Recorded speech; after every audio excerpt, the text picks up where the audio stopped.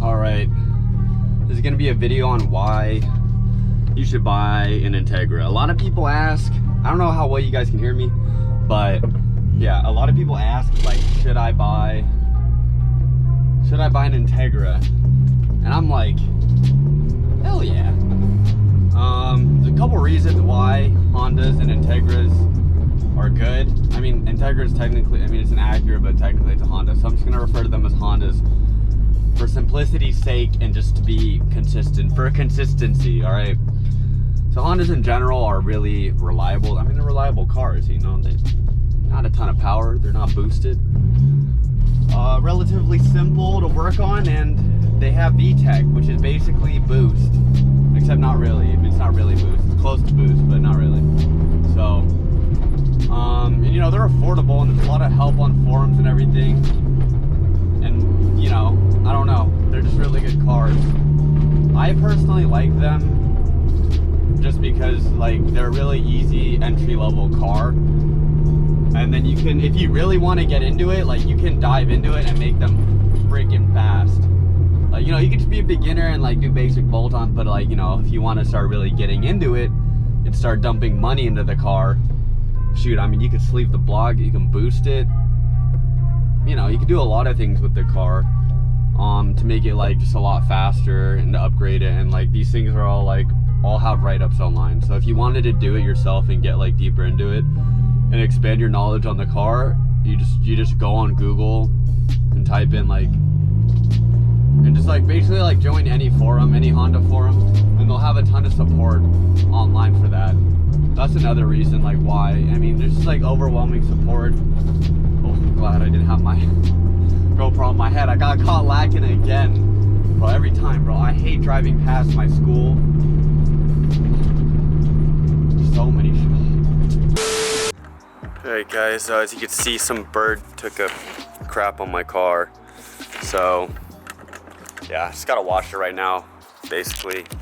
I mean, it just looks like shit right now, because after the toge, me and Griffin ripped it up. I kind of ripped up the exterior though too, so I'm gonna wash it real quick.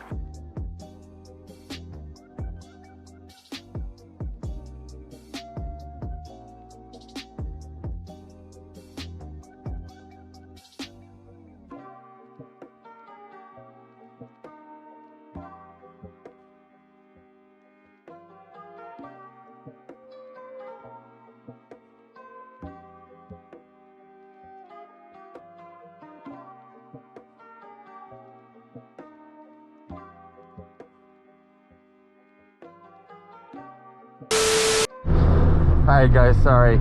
Earlier I was driving and I recorded footage after that front facing clip, but I was so tired and I was so low on gas and I wasn't paying attention that I think the footage just wasn't good. So anyways, I'm gonna continue where I left off.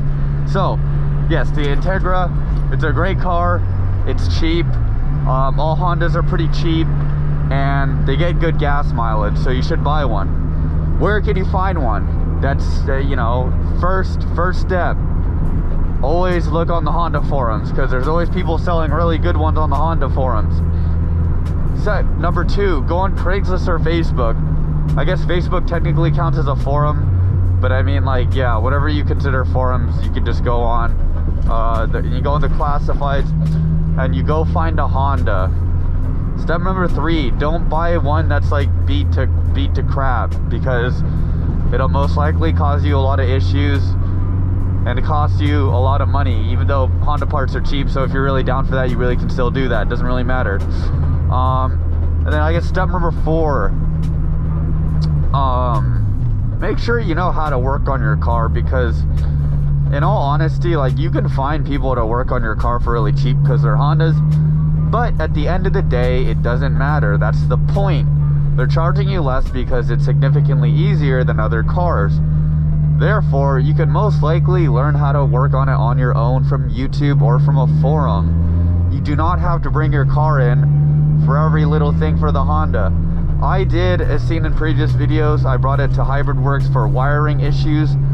I probably could have done that myself, maybe, I just did not want to mess up my wiring to my ECU because I had already fried 2 ECUs before this. Therefore, I did not want to fry my third ECU, which is a P28. For those of you who don't know what a chip P28 is, it's an aftermarket it's just a chipped ECU that can be tuned versus the stock ECUs. Therefore, they cost more money. It was like $450, I think, for the ECU, just the ECU itself. On top of that, I paid for a tune, which was $450. If I fry my ECU and possibly lose that tune, then I'm out $900. $900, that's literally a quarter of the cost of the entire car. I've already dumped a quarter of the entire cost of the car into the car, but it was worth it because I gained, I think I first dynoed in at 130 wheel horsepower. Now I'm at 183 wheel horsepower. So it's very, very much worth it to get your car tuned, especially if you have bolt-ons. And I guess the second thing about Hondas is that the bolt-ons are so cheap. You can find used headers for like $80. You can find intake.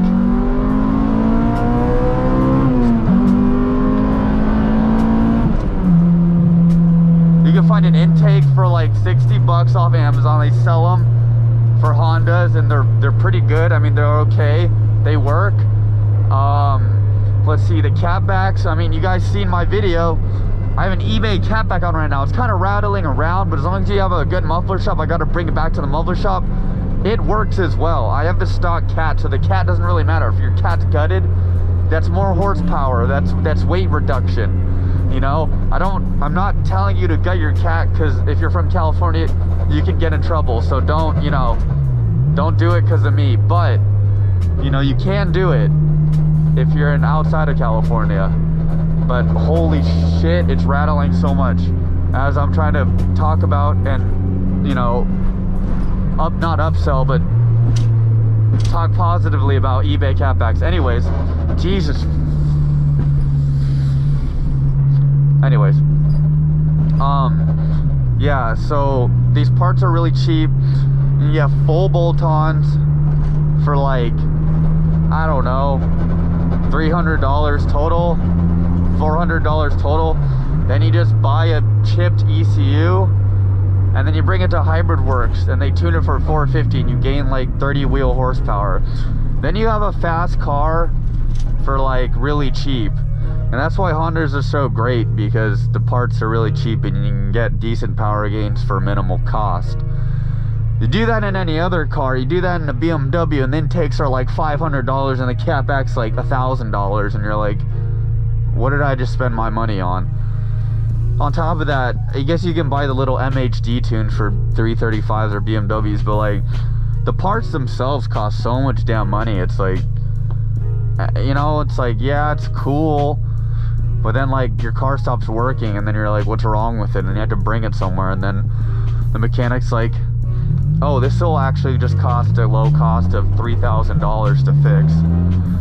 On your $4,000 shitbox 335i, and then you're sad because you have to pay the entire, basically what you paid for the car just to have it run again, when you could have had a Honda for $3,000, full bolt-ons too and everything, under $1,000, around $1,000, called it a day and have this shitty ass exhaust rattle while you're driving all day. Sorry, I'm kind of passive aggressive because this is like getting really bad and I actually need to take to the muffler shop tomorrow. But yeah, Jesus Christ. Anyways, why is it so bad? All right, anyways, yeah.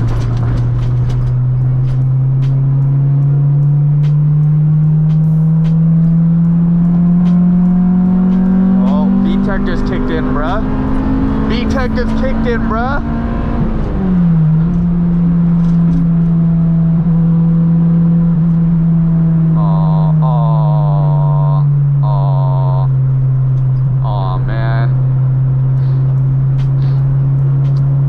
It's always the Chevy Volts, bro. It's always the electric cars, man.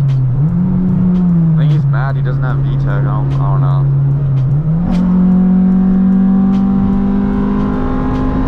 Ooh, should have had VTEC, bro.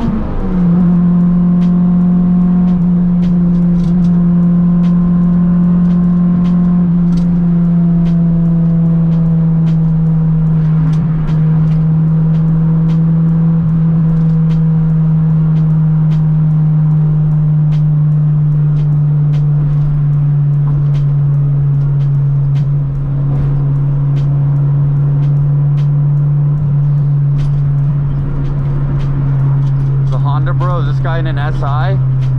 All right, let's see. That reminds me also, I pulled up next to a guy. This is my stock catback too, by the way. This is without the full catback on my car. I pulled up to a guy with my stock GSR muffler, and he was in one of those brand new Civic SIs, right? And he like thought he was really, really fast, so he like chirped off the line, and I just pulled on him in my 2001 $4,000 2001 Acura Integra. I pulled on his $20,000 Civic SI, or maybe it's like $25,000 Civic SI. So, you know, Honda didn't do much in 20 years. They really didn't do that much. My car was still able to pull on his, despite it being a 25-year older design, a 25-year-old older motor. I just tuned it up a little, and I literally pulled on a brand new Honda Civic SI. So I don't know what, like, that should tell people something. Like, old Hondas are built to last. They're still quick. Not much has changed in, you know, in 25 years. They could still pull on the brand new Hondas. Yes, like, no, my car cannot pull on a Civic Type R. I know there's gonna be some comments that are gonna be like, well, Eric, what about the Civic Type R? Well, what about the Civic Type R? No, my car. Oh, okay, Jesus Christ, my guy's coming in fast. Hey.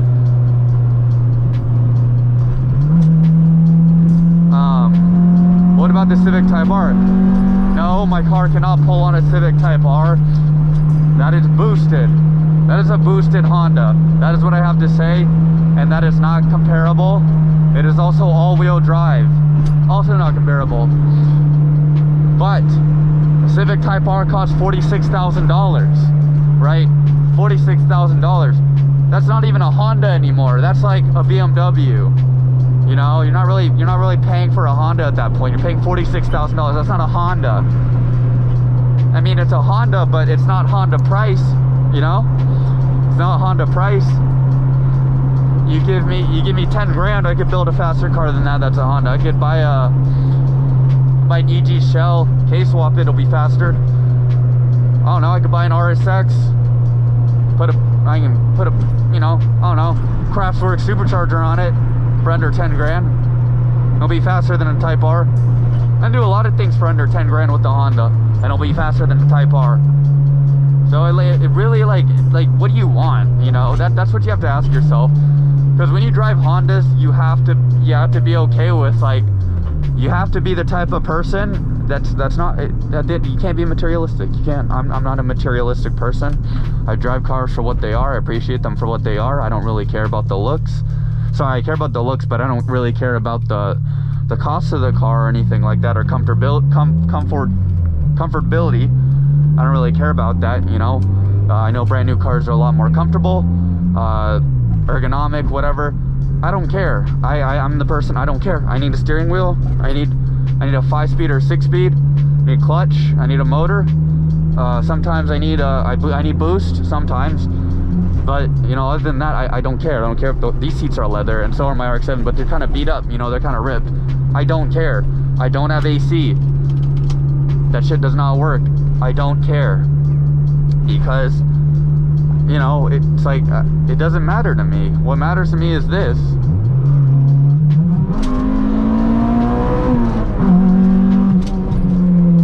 That's what matters to me.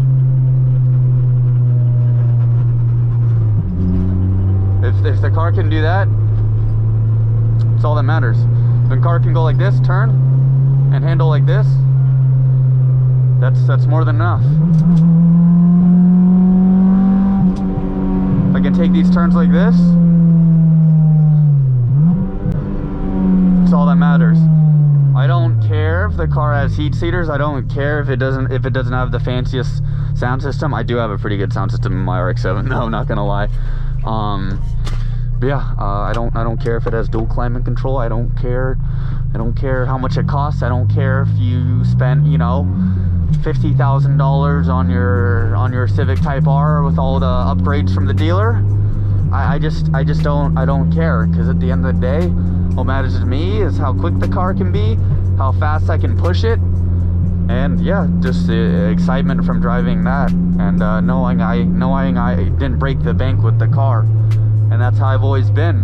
I'm just a normal person like any of you guys. I don't really care about status or anything like that.